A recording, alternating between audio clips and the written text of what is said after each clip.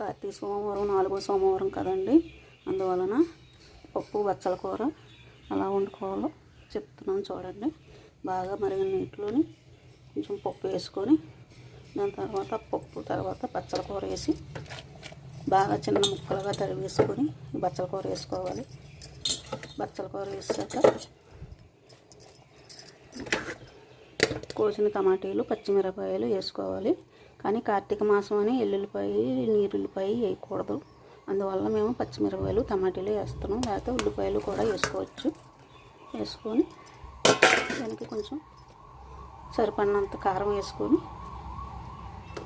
Cooker మూత పెట్టుకోండి. పప్పు బచ్చల కూరకి పోపు పెడుతున్నాము.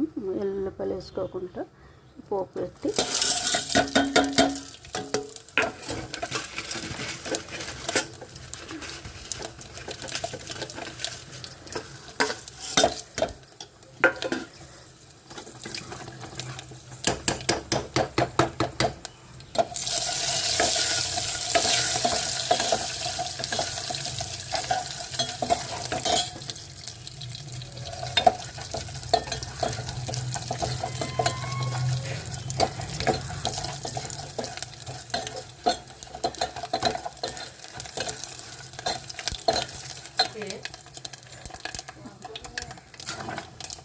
పోపు బాగా ఎగిపోయాక ఇక పప్పు బచ్చల కూర బాగా ఉడికిపోయాక బాగా మెరిపేసి ఈ పప్పు బచ్చల కూర ఇందులోని బాగా వేసుకుంటాం.